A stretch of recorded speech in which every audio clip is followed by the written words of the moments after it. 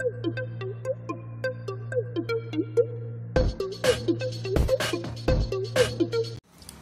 Friends, मेरा नाम सिद्धार्थ तोमर है। हमारा एक चैनल है सीबीएसई लेक्चर्स।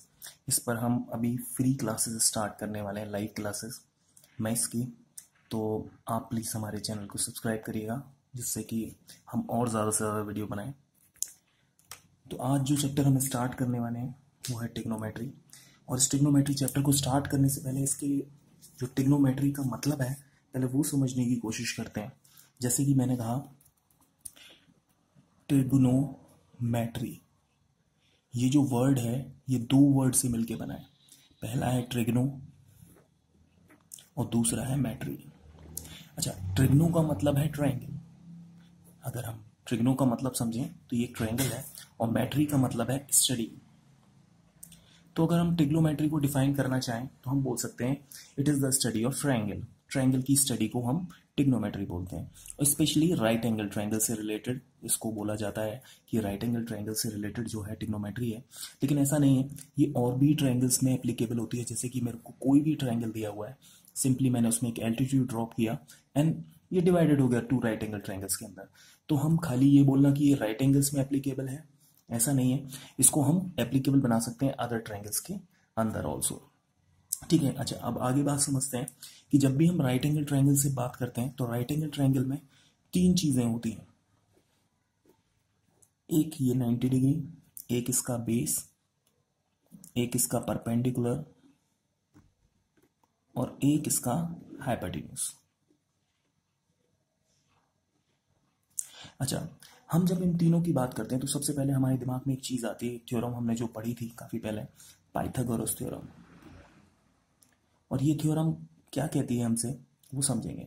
ये थ्योरम कहती थी कि हाइपोटेन्यूज का स्क्वायर बराबर होगा परपेंडिकुलर का स्क्वायर प्लस बेस के स्क्वायर के। मतलब आपको कोई भी दो साइड पता है तो आप तीसरी साइड ऑटोमेटिकली पता कर सकते हैं। अच्छा, इस पाइथागोरस थ्योरम का हमारी रियल लाइफ में किस तरह से एप्लीकेशन था, कैसे हमारी इतनी यूजफुल है, उसको भी समझते हैं। मैंने कहा, मान लीजिए एक ट्रायंगुलर फील्ड है और वो बहुत बड़ा ट्रायंगुलर फील्ड है, जिसमें एक साइड आपको 30 किलोमीटर की दी हुई है, दूसरी साइड आपको 40 किलोमीटर की दी हुई है, तीसरी साइड आपको 50 किलोमीटर की दी है। और आपसे कहा जाए इन सारी डायमेंशंस को मेजर करना है आपको, तो आप बाइक लेके जाते हैं या फिर कुछ भी लेके जाते हैं और 30 किलोमीटर को मेजर करने की कोशिश करते हैं। मान लीजिए उसमें 1 आवर लगा, ठीक है। इस वाली साइड को मेजर करने जाते हैं तो मान लीजिए मैं कहता हूँ यहाँ पर 1 आवर 10 मिनट लगे, ठीक है। और फिर आप ये वाली साइड मेजर करने जाते हैं, देन इसमें 1 आवर मान लीजिए 20 मिनट लगा मेजर करने में। तो कुल मिला के हमें इस पूरे ट्रायंगल को मेजर करने में जो टाइम लगा हमें वो 3 आवर 30 मिनट लगा, जो कि काफ़ी सारा टाइम है। तो पाइथागोरस थ्योरम ने क्या किया, हमारे इस टाइम को थोड़ा कम कर दिया। वो कैसे? उसने कहा कि आप दो साइड मेजर करिए और हाइपोटेन्यूज वाली साइड को निकाल लीजिए, जो कि हो जाएगा 40 का स्क्वायर प्लस 30 का स्क्वायर, मतलब 1600 प्लस 900 इज इक्वल टू 2500। आप स्क्वायर को इधर ले जाइए, हाइपोटेन्यूज इज इक्वल टू आ गया √2500 इज इक्वल टू 50। तो ये मात्र हमने 10 सेकेंड में निकाल लिया, जहां हमारा 1 घंटा 20 मिनट लग रहा था। तो हमें यहाँ पर पाइथागोरस ने क्या किया, हमारा काफ़ी सारा टाइम बचा दिया। मतलब ये जो चीज़ हमें जिसमें 3 घंटे 30 मिनट लग रहे थे, अब उसमें हमारे केवल 2 घंटे 10 मिनट लग रहे हैं, ठीक है। तो उसने हमारा 1 घंटा 20 मिनट बचा दिया। तो ये बहुत यूजफुल हुआ पाइथागोरस थ्योरम। ऐसे ही अगर हम ट्रिग्नोमेट्री की बात करें तो ट्रिग्नोमेट्री का काम होता है एंगल्स का रिलेशन साइड के रेशो से बनाना, ठीक है। एंगल्स का रिलेशन, मैंने कहा जैसे ये एंगल है कोई थीटा, इसका रिलेशन साइड्स के रेशो के साथ बनाना। अब वो हो सकती है ये वाली साइड हो, वो हो सकती है ये वाली साइड हो, या फिर हो सकता है ये वाली साइड हो। हम अभी तक पाइथागोरस थ्योरम में देखो हमने कहा था ये परपेंडिकुलर है, ये बेस है, हाइपोटेन्यूज है। हमने परपेंडिकुलर बेस अपने हिसाब से मान लिए थे। हाइपोटेन्यूज इवन हम बोल सकते हैं कि 90 डिग्री के सामने वाली हाइपोटेन्यूज होती है, लेकिन हम अभी तक पाइथागोरस थ्योरम जब भी इस्तेमाल करते हैं तो हम किसी को भी परपेंडिकुलर मान लेते हैं। लेकिन अगर हम ट्रिग्नोमेट्री में बात करेंगे तो परपेंडिकुलर और बेस जो डिफाइन करेंगे वो एंगल के हिसाब से करते हैं। कैसे? मैंने कहा इस एंगल के सामने वाला हमेशा एक परपेंडिकुलर होगा और इसके साथ वाला हमेशा बेस होगा। और लॉन्गेस्ट साइड तो इजी है, 90 के सामने वाली हमेशा हाइपोटेन्यूज होगी। अच्छा, इस चीज को हम समझेंगे कि बाई चांस अगर मुझे ये वाला एंगल दिया होता थीटा, तब मेरा परपेंडिकुलर कौन सा होता, ये वाला, और साथ वाला ये बेस बनता एंड हाइपोटेन्यूज स्टिल यही रहती, ठीक है। तो हमें ये ध्यान रखना है सबसे पहली चीज कि हमारा परपेंडिकुलर कौन सा है एंगल के हिसाब से और बेस कौन सा है। अच्छा, किस तरह से हम इन रेशियोज को बनाएंगे वो भी समझने की कोशिश करते हैं। मान लीजिए मैंने कहा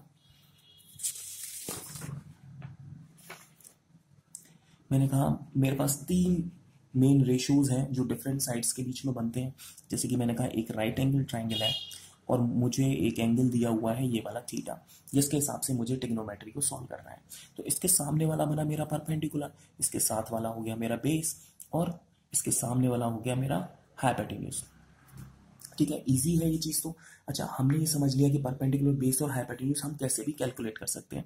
अच्छा, नहीं भी कैलकुलेटेड है, हमारे पास दो साइड गिवन है, तो हम थर्ड साइड कैसे निकाल सकते हैं? By using Pythagoras theorem. मान लीजिए यहाँ पर आपको ये 3 दिया हुआ है, ये 4 दिया है, और पाइथागोरस थ्योरम लगा के आपने इसको सॉल्व कर लिया, ये 5 आ गया। अच्छा, तो अगर आपको कुछ भी निकालना है, जैसे कि आपको निकालना है साइन थीटा, ये सबसे पहला रेशियो है, ये ट्रिग्नोमेट्रिकल रेशियो है जो परपेंडिकुलर और हाइपोटेन्यूज के बीच में रिलेशन बनाता है, परपेंडिकुलर और हाइपोटेन्यूज के बीच में। दूसरा रेशियो होता है हमारा कॉस थीटा, जो हमारा बेस और हाइपोटेन्यूज के बीच में रेशियो बनाता है। तीसरा रेशियो है हमारा टेन थीटा, जो हमारा परपेंडिकुलर और बेस के बीच में रिलेशन बनाता है। अच्छा, हमें ये तीन रेशियो पता है, ये सबसे मेन रेशियोज हैं जिनको सबसे पहले हम इस्तेमाल करना सीखेंगे। अच्छा, अब एक बात समझेंगे, इस चीज़ को हम दूसरे तरीके से भी समझ सकते हैं। जैसे कि मैंने कहा साइन ऑफ थीटा, इसका काम है परपेंडिकुलर और हाइपोटेन्यूज के बीच में रेशियो बनाना। और दूसरे शब्दों में अगर मैं देखूं, ये डायरेक्टली प्रोपोर्शनल है परपेंडिकुलर के, मतलब परपेंडिकुलर बढ़ाने पर इसकी वैल्यू बढ़ेगी। अच्छा, ये हम बोल सकते हैं ये इन्वर्सली प्रोपोर्शनल है हाइपोटेन्यूज के, मतलब हाइपोटेन्यूज बढ़ाने पर इसकी वैल्यू कम होगी। ठीक है, अच्छा, हम इस तरह से भी इसको सोच सकते हैं, हम ऐसे भी सोच सकते हैं। अच्छा, अब देखते हैं कि हमें ये जो ट्रायंगल दिया हुआ था, इसके अंदर वैल्यूज क्या कहती हैं। इसके अंदर वैल्यूज थी हमारी 3, 4 एंड 5 रेस्पेक्टिवली, परपेंडिकुलर, बेस और हाइपोटेन्यूज की। अच्छा, तो इस हिसाब से साइन थीटा हमारा कितना होना चाहिए? साइन थीटा होना चाहिए हमारा 3/5। कॉस थीटा कितना होना चाहिए? ये होना चाहिए हमारा 4/5। और टेन थीटा कितना होना चाहिए हमारा? 3/4। तो ईजी है किसी भी रेशियोज को निकालना ट्रिग्नोमेट्री के अंदर। अच्छा, नेक्स्ट आते हैं हमारे तीन और डिफरेंट रेशियोज हैं जो इन्हीं के रेसिप्रोकल्स होते हैं। जैसे कि मैंने कहा कोसेक थीटा, कोसेक थीटा हमारा साइन थीटा का रेसिप्रोकल होता है। साइन थीटा का रेसिप्रोकल है तो हम बोल सकते हैं हाइपोटेन्यूज अपॉन परपेंडिकुलर होगा। अच्छा, मैंने कहा दूसरा है हमारा सेक थीटा, ये हमारा कॉस थीटा का रेसिप्रोकल होता है। तो हाँ, कॉस थीटा का हमारा रेसिप्रोकल है तो ये हमारा हाइपोटेन्यूज अपॉन बेस होना चाहिए। अच्छा, थर्ड है हमारा टेन थीटा, जो हमारा टेन थीटा का रेसिप्रोकल जो कि कॉट थीटा होता है, और मैं लिख देता हूँ उसको, ये आ गया कॉट थीटा, जो कि हमारा टेन थीटा का रेसिप्रोकल है, और जो होता है बेस अपॉन परपेंडिकुलर का। ठीक है, तो सोचने वाली बात है कि हम इनको किस तरह से समझ सकते हैं कि साइन थीटा हमारा परपेंडिकुलर अपॉन हाइपोटेन्यूज है, तो कोसेक थीटा इसका रेसिप्रोकल है, तो हाइपोटेन्यूज अपॉन परपेंडिकुलर होगा। तो इसको निकालना भी इतना इजी है, जैसे कि साइन थीटा गिवन है तो 5/3 होगा, ये 5/4 होगा, और ये वाला 4/3 होगा। तो हमारे पास कभी भी ऐसा भी हो सकता है कि कोई ट्रायंगल दिया हुआ है और उसकी डिफरेंट साइड्स दी हुई है, और हमसे कोई भी रेशियो पूछा जाए तो हम इजीली निकाल सकते हैं उस चीज़ को। अच्छा, इस चीज़ को आगे समझते हैं कि हमारे पास क्वेश्चन इसके अंदर कैसे कैसे आएंगे। ठीक है, मे बी आपको हो सकता है एक ट्रिग्नोमेट्रिकल रेशियो दिया हो, जैसे कि आपसे कहा गया sine theta is equal to 1/2 है, और आपको टेन थीटा की वैल्यू बताइए, निकालनी है। तो आप सबसे पहले ये चीज़ें, जो बेसिक चीज़ें हैं वो दिमाग में रखेंगे कि आपको साइन थीटा की वैल्यू क्या होती है? Perpendicular upon hypotenuse. अच्छा, हम एक चीज़ और ध्यान रखेंगे, इसको शुरुआत में याद करने के लिए कुछ टर्मिनोलॉजी यूज़ करी जाती है, जो आपके स्कूल टीचर्स वगैरह और भी जो टीचर्स हैं वो बताते होंगे कि पंडित बद्री प्रसाद हर हर बोले सोना चांदी तोले। देखिए, जैसे कि ये है साइन, साइन बराबर होता है P/H, कॉस बराबर होता है B/H, एंड टेन बराबर होता है P/V। तो हम इसको यूज कर सकते हैं शुरुआत में रिमेंबर करने के लिए, लेकिन जितना जल्दी हम इसको रिप्लेस करेंगे उतना ज़्यादा बढ़िया रहता है हमारे लिए। अच्छा, sine theta is equal to 1/2 is equal to P/H है, तो हमने कहा कि यहाँ पर perpendicular should be equal to 1 और हाइपोटेन्यूज कितना होना चाहिए हमारा 2। ठीक है, अच्छा, तो मैंने एक ऐसा ट्राइंगल बनाया जिसमें परपेंडिकुलर कितना है 1 एंड हाइपोटेन्यूज कितना है 2, तो मैंने बेस को कंसीडर कर लिया B। तो मैंने ये जो एंगल बनाया है, ये जो साइड्स कंसीडर करी है, इस एंगल के रेस्पेक्ट में करेंगे क्योंकि इस एंगल के सामने परपेंडिकुलर, और देखिए परपेंडिकुलर 1 है, हमने 1 लिया, हाइपोटेन्यूज है 2, हमने 2 लिया। बेस हम निकाल सकते हैं, बेस का क्या फॉर्मूला होता है? बेस स्क्वायर बराबर हाइपोटेन्यूज का स्क्वायर माइनस परपेंडिकुलर का स्क्वायर। अच्छा, हमें पता है बेस का स्क्वायर बराबर होता है हाइपोटेन्यूज का स्क्वायर माइनस परपेंडिकुलर का स्क्वायर। अच्छा, हाइपोटेन्यूज कितना है हमारा 2 का स्क्वायर, तो माइनस परपेंडिकुलर मतलब 1 का स्क्वायर, तो ये बना 4 - 1 जो कि होता है 3। अच्छा, बेस का स्क्वायर 3 के बराबर है, मैं इस स्क्वायर को यहाँ से यहाँ लेके जाऊँगा तो इस पर रूट आ गया, मतलब मेरे पास बेस दिया हुआ है √3। मुझे निकालना था टेन थीटा। टेन थीटा होता कितना है मेरे पास, यहाँ चेक करेंगे आप, परपेंडिकुलर अपॉन बेस। तो परपेंडिकुलर अपॉन बेस के हिसाब से परपेंडिकुलर कितना है हमारा 1, और बेस कितना है हमारा √3, तो इसकी वैल्यू आ गई 1/√3। ठीक है, तो इस तरह से हमें कुछ क्वेश्चन दिए हो सकते हैं। और हमारे कौन से क्वेश्चन बन सकते हैं, जैसे कि हमसे कभी कहा गया कि मान लीजिए 3 cos θ = 1, ये वैल्यू दी हुई है एक क्वेश्चन में, और आपसे कहा कि cot θ बताइए कितना होगा। तो बहुत ईजी है, सिंपली 3 cos θ 1 है, अगर आप उस 3 को उधर ले जाएं तो 1/3 हो गया, ये बना आपका बेस और ये बन गया आपका हाइपोटेन्यूज। ठीक है, तो अब एक हम ऐसा ट्रायंगल बनाएंगे जिसके अंदर बेस कितना है हमारा 1, हाइपोटेन्यूज कितना है 3, परपेंडिकुलर को P माना, और मैंने इस एंगल को थीटा मान के सारे ट्रिग्नोमेट्रिकल वैल्यूज यहाँ लगाई हैं। अच्छा देखिए, तो परपेंडिकुलर का स्क्वायर बराबर होगा हाइपोटेन्यूज के स्क्वायर माइनस बेस के स्क्वायर के, जो कि हो गया 3 का स्क्वायर माइनस 1 का स्क्वायर, मतलब 9 - 1 = 8। अगर मैं स्क्वायर को इधर ले जाऊँ तो परपेंडिकुलर = √8, जिसकी वैल्यू होती है 2√2। तो मैंने बोला इसकी वैल्यू है हमारे पास 2√2, तो इस हिसाब से cot थीटा हमारा क्या होना चाहिए, जो इसकी वैल्यू होती है बेस अपॉन परपेंडिकुलर, मतलब 1/2√2 इज द आंसर। अब नेक्स्ट तरह के सवाल हमारे कैसे होंगे उनको भी समझने की कोशिश करते हैं। जैसे कि मान लीजिए आपको cos थीटा कुछ भी दिया हुआ है, और आपसे कहा cos थीटा है आपका 3/5, और आपसे कहा कि आप वैल्यू बताइए, आप 3 tan theta minus 2 cot theta की कितनी होगी, आपको ये वैल्यू निकालनी है। या कुछ भी दिया हुआ है, मान लीजिए अपॉन में आपको cos थीटा मतलब या फिर sin थीटा भी दिया हुआ है, मान लीजिए कुछ इस तरह से दिया हुआ है। तो आप क्या करेंगे, सबसे पहले इस चीज़ की वैल्यू निकालने के लिए आपको ये तीनों रेशियोज की वैल्यू पता होनी चाहिए। वो आप कैसे निकालेंगे, cos थीटा आपका बेस अपॉन हाइपोटेन्यूज होता है। तो आपने एक ऐसा ट्राइंगल बनाया जिसमें थीटा एंगल ये है, तो इसके हिसाब से बेस हुआ ये, तो बेस कितना है यहाँ पर 3, हाइपोटेन्यूज कितना है 5। आपने यहाँ पर पाइथागोरस थ्योरम लगाया, जो कि हो गया परपेंडिकुलर, परपेंडिकुलर स्क्वायर बराबर होता है हाइपोटेन्यूज का स्क्वायर माइनस बेस का स्क्वायर। हाइपोटेन्यूज का स्क्वायर मतलब 5 का स्क्वायर, बेस का स्क्वायर मतलब 3 का स्क्वायर, ये हो गया 25 - 9 = 16। आप इस स्क्वायर को इधर ले गए तो √16 = 4, तो आपके पास परपेंडिकुलर 4 आ गया। अब इस चीज़ को निकालने के लिए किन किन रेशियोज की जरूरत है, एक तो आपको टेन थीटा, टेन थीटा कितना होता है आपका परपेंडिकुलर अपॉन बेस, परपेंडिकुलर कितना है 4, बेस कितना है आपका 3, तो टेन थीटा की वैल्यू आ गई। मान लीजिए आपको नेक्स्ट निकालना है cot थीटा, जो कि है बेस अपॉन परपेंडिकुलर, इसकी वैल्यू 3/4 हो गई। निकालना है आपको sin थीटा, sin थीटा की वैल्यू थी परपेंडिकुलर अपॉन हाइपोटेन्यूज, इस हिसाब से ये आपका 4/5 हो गया। अब ये सब वैल्यूज जो आपकी आई हैं वो आप इसमें पुट कर सकते हैं। कैसे, जैसे कि आपने 3 × 4/3 यहाँ लिख दिया, -2 cot थीटा मतलब 3/4 यहाँ लिख दिया, एंड sin थीटा जो आपका 4/5 है उसको यहाँ लिख दिया। 3 से 3 ये कैंसिल, 2 से ये 2 बार गया, ये आ गया 4 - 3/2।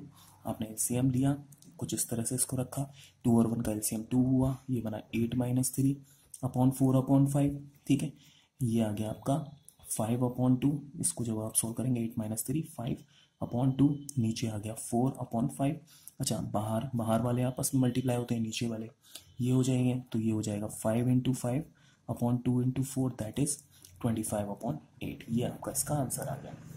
ठीक है, तो इजी है किसी भी चीज़ को सॉल्व करना। कहीं कहीं ये क्वेश्चन को कॉम्प्लिकेटेड करने के लिए आपको यहाँ पर वेरिएबल्स दे सकते हैं, जैसे कि आपसे कहा गया cos थीटा की वैल्यू अगर 3/4 की जगह आपको दी होती 1/8, तो आप कैसे करते, तो आप सेम वे में उस चीज़ को अपना प्रोसीजर नहीं छोड़ना है। आपने इसको बेस अपॉन हाइपोटेन्यूज रखा, एक राइट एंगल ट्राइंगल बनाया जिसमें बेस है हाइपोटेन्यूज से 1, थीटा एंगल ये है, परपेंडिकुलर को फिर से निकालिए। परपेंडिकुलर का स्क्वायर बराबर होता है हाइपोटेन्यूज का स्क्वायर माइनस बेस का स्क्वायर, मतलब 1 का स्क्वायर माइनस ए का square, that is 1 - a square. Square root को इधर ले जाइए, ये आ गया √1 - a स्क्वायर। तो इजी है, परपेंडिकुलर आपका आ चुका है √1 - a स्क्वायर। अब कोई भी आपसे रेशियो कहा जाए, जैसे कि आपसे कहा गया टेन थीटा बताइए कितना होगा, तो टेन थीटा यहाँ पर कितना होगा, परपेंडिकुलर अपॉन बेस मतलब √1 - a स्क्वायर अपॉन a, इसकी वैल्यू आ गई। तो इजी है किसी भी क्वेश्चन को करना।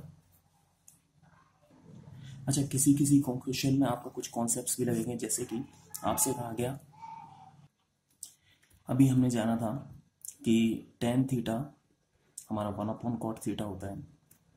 ठीक है, तो उसको रिप्रेजेंट करने के लिए हम एक चीज़ और कर सकते हैं, जैसे कि मैंने कहा टेन थीटा मेरा पास बराबर होता है परपेंडिकुलर अपॉन बेस की। तो अगर हम ये देखिए एक फ्रैक्शन है, उस फ्रैक्शन में हम जानते हैं कि अगर मैं ऊपर या नीचे न्यूमरेटर और डिनोमिनेटर में कुछ भी मल्टीप्लाई करता हूँ तो कोई फर्क नहीं पड़ता। मतलब अगर मैं न्यूमरेटर को भी हाइपोटेन्यूज से डिवाइड कर दूँ और बेस को भी हाइपोटेन्यूज से डिवाइड कर दें तो कोई फर्क नहीं पड़ेगा, क्योंकि हाइपोटेन्यूज से ओवरऑल हाइपोटेन्यूज कट जाएगा। तो परपेंडिकुलर अपॉन हाइपोटेन्यूज में जानता हूँ साइन थीटा होता है। अच्छा, बेस अपॉन हाइपोटेन्यूज में जानता हूँ कॉस थीटा होता है। तो टेन थीटा का एक और फॉर्मूला बनता है जिसको हम बोलते हैं sine theta upon cos theta. तो इसको भी हम कहीं ना कहीं यूज़ कर सकते हैं। नेक्स्ट है हमारा कॉट थीटा। अच्छा, जैसे कि ये टेन थीटा हम जानते हैं कॉट थीटा टेन थीटा का रेसिप्रोकल होता है, इस हिसाब से ये होना चाहिए cos theta upon sine theta. तो हम इसको ऐसे भी प्रूफ कर सकते हैं और ऐसे भी समझ सकते हैं। दोनों में से आप कोई भी तरीका लगाइए, वो दोनों ही सही होंगे। अच्छा, अब एक चीज़ समझेंगे कि यहाँ हमारा जो फर्स्ट एक्सरसाइज का कॉन्सेप्ट है वो खत्म हो जाता है। और फर्स्ट एक्सरसाइज का कॉन्सेप्ट खत्म होने के बाद हम फर्स्ट एक्सरसाइज को कर सकते हैं, और इसके लिए हम एक लाइव सेशन रखेंगे जिसके अंदर जो भी are D Sharma exercise first के अंदर प्रॉब्लम्स हैं, मैं बुक लेके यहाँ पर रहूँगा। आप उसमें से जो जो प्रॉब्लम्स हैं वो आप मुझसे पूछ सकते हैं चैट के अंदर जाके, और उन प्रॉब्लम्स को हम डिस्कस कर सकते हैं। तो हम कल डिस्कस करेंगे, मतलब 25 अक्टूबर 2018 को हम R D Sharma introduction to trigonometry की एक्सरसाइज फर्स्ट, इसकी प्रॉब्लम्स को डिस्कस करेंगे। ठीक है। अच्छा, हम ना अपना लेक्चर ना रोकते हुए थोड़ी सी चीज़ों को और आगे समझते हैं। मैंने कहा ये तो चीज़ें थी ऐसी थी कि आपने किसी भी ट्रायंगल में सारी चीज़ें दी हुई या कोई भी रेशियो निकालना है, लेकिन मैंने स्टार्टिंग में आपको ध्यान हो एक बात बोली थी कि अगर आपको कोई ट्रायंगल दिया हुआ है, ठीक है, और उसमें ट्रिग्नोमेट्री लगानी है, ट्रिग्नोमेट्री का क्या फ़ायदा था कि हमें एक साइड पता हो, हम बाकी की दोनों साइड पता कर सकते हैं। ठीक है, तो बहुत बड़ा ट्रायंगुलर फील्ड है जिसमें हम पाइथागोरस ने हमारा टाइम बचवाया था, वही ट्रिग्नोमेट्री ने क्या किया, उस टाइम को बहुत ज़्यादा बचा दिया। कैसे? उसने कहा ये वाली साइड भी नहीं मेजर करनी है आपको, ये वाली साइड भी नहीं मेजर करनी है, सिर्फ ये साइड पता हो और आप पता कर सकते हो बाकी रिमेनिंग की दोनों साइडों को। अब हम इसको कैसे इस्तेमाल करेंगे उस चीज़ को समझेंगे। उसका यूज़ करते हैं हम उसको पता करने के लिए ट्रिग्नोमेट्रिकल टेबल्स का। अच्छा, ट्रिग्नोमेट्रिकल टेबल्स, ठीक है, ये टेबल्स कैसे होती हैं ये समझेंगे। देखिए, मैंने कहा सर्टेन एंगल्स के लिए हम अभी ट्रिग्नोमेट्रिकल टेबल्स को समझेंगे, और एक टेबल हमारी ऐसी भी होती है जिसे हम 11th क्लास में पढ़ते हैं या 12th क्लास में पढ़ते हैं, और जिसके अंदर हमारी सारी वैल्यूज दे रखी हैं 0 से लेकर 90 या 180 या जो भी है। ठीक है, तो हम उसकी मदद से सब कुछ सॉल्व कर सकते हैं, कोई भी एंगल हो, कितना भी बड़ा एंगल हो, हम उसको सॉल्व कर सकते हैं। लेकिन अभी हम 10th क्लास में, तो हमारे पास जो सिलेबस में है वो चीज़ें हैं कुछ सर्टेन एंगल्स, जैसे कि मैंने कहा पहला है आपका 0 डिग्री, आपको 0 डिग्री पे सारे रेशियोज की वैल्यू पता होनी चाहिए। देन सेकंड है आपका 30 डिग्री, इसकी भी पता होनी चाहिए। ठीक है, थर्ड है आपको 45 डिग्री, इसकी भी वैल्यू पता होनी चाहिए।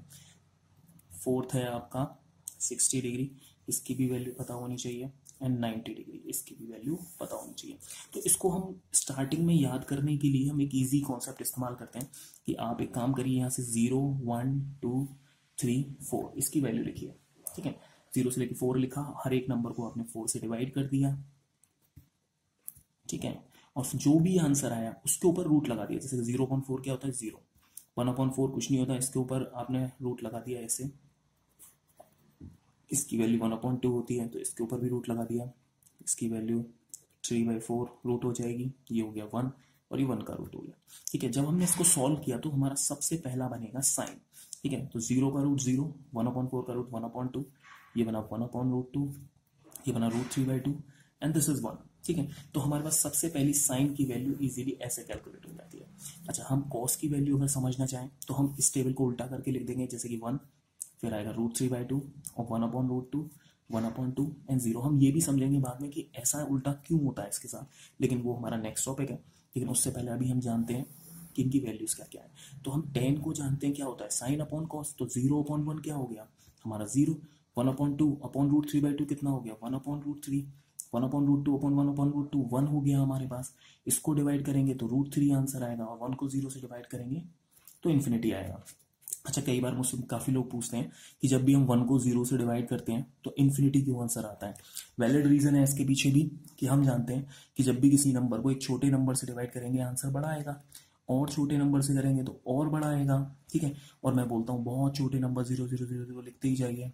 आपने मान लीजिए 1000 टाइम भी लिख दिया तो भी ये जीरो इससे काफ़ी बड़ा है, ठीक है। तो भी आंसर हमारा कितना आएगा, 1000 जीरो के बराबर।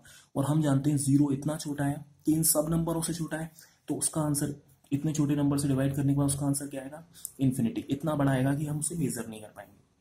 अच्छा, नेक्स्ट समझते हैं हमारा कॉट। कॉट को समझना हो तो हम बोल सकते हैं इस टेबल को उल्टा करके लिख दीजिए, जो कि आ गया इन्फिनिटी, √3, 1, 1/√3 एंड 0। नेक्स्ट आती है हमारी सेक। सेक जो है हमारा कॉस का रेसिप्रोकल होता है, तो इसका रेसिप्रोकल करिए 1/1, 1 हो गया, ये हो गया 2/√3, ये हो गया √2, ये हो गया 2 एंड 1/0 इन्फिनिटी। कोसेक के लिए आपने इस वाली टेबल को उल्टा करके लिख दीजिए, इस वाली टेबल को, ये आ गया इन्फिनिटी 2 √2 2/√3 एंड 1, ठीक है। तो हमने एक बार ट्रिग्नोमेट्रिकल टेबल बनानी सीख ली, तो हम समझेंगे इन पे क्वेश्चन कैसे आ सकते हैं। जैसे कि आपसे कहा गया कि आपको ट्रिग्नोमेट्री का क्वेश्चन सॉल्व करना है, जिसमें आपको दिया हुआ है sin 30 - 2 cos 30 या +10 60 या कुछ भी दिया हुआ है, या फिर डिवाइड करने के लिए आपको बोला हुआ है cos 45 से। तो इजी है, कैसे आप समझेंगे, आपने इन सब वैल्यूज को यहाँ लगा दिया। sin 30 की वैल्यू आपको टेबल में से याद होनी चाहिए, तभी आप इन चीज़ों को कर पाएंगे। sin 30 की वैल्यू कितनी होती है, 1/2 - 2, cos 30 की कितनी होती है, √3/2, +10 60 की कितनी होती है, √3, एंड दिस इज cos 45 1। तो आपने इसको सॉल्व किया, 2 से 2 गया, ये आ गया 1/2 -√3 +√3 अपॉन 1, √3 से √3 कैंसिल, ये आ गया 1/2/1 is equal to 1/2 is the answer. तो आप इस तरह से इन क्वेश्चंस को कर सकते हैं। इजी है इन क्वेश्चंस को सॉल्व करना, तो आप इनको करने की कोशिश करेंगे, ठीक है। तो अब हम जानते हैं कि ये हमारा यहाँ पर ट्रिग्नोमेट्रिकल टेबल्स वाला टॉपिक यहाँ खत्म हो जाता है। इसके अलावा आता है हमारा थर्ड टॉपिक, जिसको हम ट्रांसफॉर्मेशन ऑफ एंगल्स बोलते हैं। लेकिन उस तक पहुँचने से पहले हम एक बात ध्यान रखेंगे कि जो हमारा ये वाला टॉपिक है, इसकी एक्सरसाइज है, एक्सरसाइज इंट्रोडक्शन टू ट्रिग्नोमेट्री में, इंट्रोडक्शन टू ट्रिग्नोमेट्री के अंदर एक्सरसाइज 2, ठीक है। और RD शर्मा बुक की बात कर रहा हूं मैं, ठीक है। इसकी प्रॉब्लम्स भी हम डिस्कस करेंगे जब आपकी एक्सरसाइज 1 की प्रॉब्लम सॉल्व हो जाएगी लाइव चैट के अंदर, ठीक है। नेक्स्ट टॉपिक है हमारा थर्ड टॉपिक, जिसको हम बोलते हैं ट्रांसफॉर्मेशन ऑफ एंगल्स, ठीक है। इसमें समझेंगे कि अब जब अगर मैंने जैसे ये वाला एंगल लिया है थीटा, और मैंने कहा ये वाला एंगल है अल्फा, ठीक है, ये 90 होता है, हमें पता है राइट एंगल ट्रायंगल के अंदर। तो इस हिसाब से अगर मैं सोचता हूँ कि मैं बोलता हूँ ये वाली साइड मान लीजिए A है, ये B है, ये C है, तो अगर मैं देखता हूँ ये जो साइड ABC है, ठीक है, तो अगर मैं थीटा के हिसाब से देखूं, ठीक है, तो A क्या है, बेस, एंड B क्या है, परपेंडिकुलर, C स्टिल हाइपोटेन्यूज है, तो उसमें कोई चेंज नहीं है, चलिए। लेकिन मैं अल्फा के हिसाब से सोचता हूँ तो ये A मेरे लिए जो है क्या कहते हैं, परपेंडिकुलर है, और ये मेरे लिए बेस है, दिस इज हाइपोटेन्यूज है। अच्छा, तो अगर मैं यहाँ पर देखूं तो मैं बोल सकता हूँ इन तीनों एंगल्स का sum alpha plus theta plus 90 degree is equal to 180 degree होना चाहिए भाई, एंगल सम प्रॉपर्टी, और 90 को उधर ले जाएं तो alpha is equal to 180 alpha plus theta is equal to 180 - 90, that is 90 degree होना चाहिए, ठीक है। और मैं थीटा को भी उधर ले जाऊं तो alpha is equal to 90 minus theta, या फिर मैं अल्फा को उधर ले जाऊं तो theta is equal to 90 minus alpha होना चाहिए, ठीक है। इस चीज को अभी हम यूज करेंगे, किस तरह से यूज करेंगे वो समझेंगे, ठीक है। जैसे कि मैंने कहा कि इसमें यहाँ पर साइन थीटा मेरा कितने के बराबर होगा, साइन थीटा मेरे पास बराबर होगा, देखिए साइन थीटा के हिसाब से ये परपेंडिकुलर, ठीक है, और ये हाइपोटेन्यूज, और परपेंडिकुलर अपॉन हाइपोटेन्यूज इसका फॉर्मूला होता है, तो ये बना B/C, ठीक है। वहीं अगर मैं देखता हूँ कि कॉस थीटा अगर मैं निकालता हूँ, या फिर मैं बोलता हूँ कॉस अल्फा निकालिए, कॉस अल्फा के हिसाब से अगर मैं देखता हूँ, कॉस अल्फा का फॉर्मूला होता है बेस अपॉन हाइपोटेन्यूज। इस हिसाब से देखा जाए तो बेस इसके हिसाब से B है, हाइपोटेन्यूज इसका C है, तो स्टिल ये क्या हो गया, B/C। तो हमने देखा कि different trigonometrical ratios different angles के लिए सेम ट्रायंगल के अंदर बराबर हो सकते हैं। कैसे, कि देखिए साइन थीटा बराबर है कॉस अल्फा के। और अभी हमने इसकी वैल्यू निकाली थी कि अल्फा बराबर होता है 90 माइनस थीटा। तो अगर मैं इसको यहाँ इसकी वैल्यू रख देता हूँ तो मुझे मिला cos 90 माइनस थीटा बराबर है साइन थीटा के। This is called transformation. अच्छा, हमने यहाँ पर क्या किया, एक सेम ट्राइंगल के अंदर एक ट्रिग्नोमेट्रिकल रेशियोज को दूसरे ट्रिग्नोमेट्रिकल रेशियोज में कन्वर्ट कर दिया फॉर डिफरेंट एंगल्स। और इस चीज को हम समझते हैं अभी आगे। मैंने कहा कि ये ट्रिग्नोमेट्रिकल रेशियो जो आपकी क्लास में लिमिटेड है वो 90 माइनस थीटा तक है, ठीक है। तो इसलिए मैंने 90 माइनस थीटा में बात करी है, लेकिन एक सर्टेन इसमें वेरियस रेंजेस होती हैं जिसको हम सॉल्व कर सकते हैं। जैसे कि मैंने कहा 90 प्लस थीटा भी पॉसिबल है, 180 माइनस थीटा भी पॉसिबल है, 180 प्लस थीटा भी पॉसिबल है, एंड सो ऑन, बहुत सारे हैं। तो इन चीज़ों को अगर आप कॉम्पिटेटिव लेवल पे लेके चल रहे हो और आपको कभी करना है तो इसमें मैं एक एक्स्ट्रा वीडियो बनाऊंगा जिसको आप देख सकते हैं। लेकिन अभी हमारे पास ट्रांसफॉर्मेशन में मेन यही है, तो हम इसको समझते हैं। मैंने कहा 90 माइनस थीटा। तो अगर आपको ये ट्रांसफॉर्मेशन करना है तो पहले आपको एक जनरल रूल याद रखना होगा। वो कहता है कि साइन हमेशा कॉस में कन्वर्ट होगा एंड कॉस हमेशा साइन में, टेन हमेशा कॉट में कन्वर्ट होगा एंड कॉट हमेशा टेन में, आपका सेक हमेशा कोसेक में कन्वर्ट होगा एंड कोसेक हमेशा सेक में, ठीक है। और इसके अलावा जो ये वाला पॉइंट है इसको हम बाद में देखेंगे, लेकिन अभी हम समझते हैं कि हमारे सारे ट्रांसफॉर्मेशन होंगे ही होंगे। कैसे? जैसे कि अगर आपको दिया हुआ है साइन 90 माइनस थीटा तो ये बन जाएगा कॉस थीटा। वहीं आपको कॉस 90 माइनस थीटा दिया हुआ है तो ये बन जाएगा sine theta. In the same way अगर आपको टेन 90 माइनस थीटा दिया हुआ है then it will be cot theta, और वहीं आपको कॉट 90 माइनस थीटा दिया हुआ है it will be tan theta. ऐसे ही आपको सेक 90 माइनस थीटा दिया है it will be cosec theta, and cosec 90 minus theta दिया है it will be sec theta. अच्छा, आप इसको यूज कैसे करेंगे, जैसे कि मैं समझाता हूं कि मान लीजिए आपको साइन 37 डिग्री कुछ ये दिया हुआ है, ठीक है, और आपको इसे कॉस में कन्वर्ट करना है, ठीक है। तो आप जानते हैं कि 37 को कैसे लिखा जा सकता है। आप इसको लिख सकते हैं 90 माइनस 53, ऐसे लिखा जा सकता है, ठीक है, क्योंकि 90 में से आप 53 माइनस करेंगे इट विल बी 37। तो आपने इसको इस फॉर्म में लिया है साइन 90 माइनस थीटा जो कि कॉस थीटा होता है, मतलब आपने इसको कन्वर्ट कर लिया कॉस 53 में।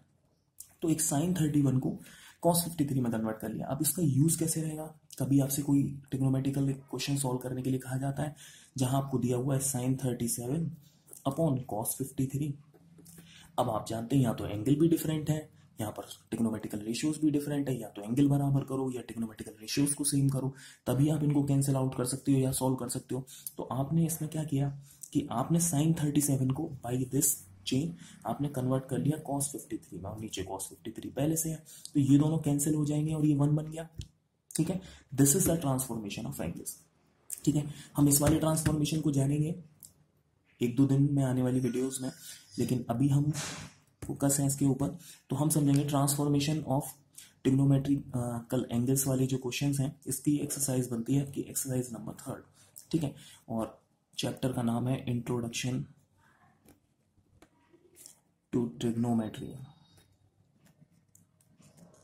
बुक है आपकी RD शर्मा, ठीक है। एक्सरसाइज 3 ये आप करने की कोशिश करें, ठीक है। और इसकी प्रॉब्लम हम कंप्लीट करेंगे आफ्टर फर्स्ट और सेकंड एक्सरसाइज की प्रॉब्लम होने के बाद, ठीक है। तो आप उसमें चैट में हमसे क्वेश्चन पूछ सकते हैं, ठीक है। तो कल आपकी क्लास होगी 7:30 बजे, ठीक है, 7:30 बजे क्लास होगी जिसमें हम प्रॉब्लम्स वगैरह डिस्कस करेंगे। और डेट है आपकी 25 अक्टूबर 2018, जिसमें आपकी क्लास होगी प्रॉब्लम्स की क्लास होगी, ठीक है। आप हमारे चैनल को सब्सक्राइब करें जिससे हम और फ्री वीडियोस बना पाएँ आप लोगों के लिए। Okay, thank you.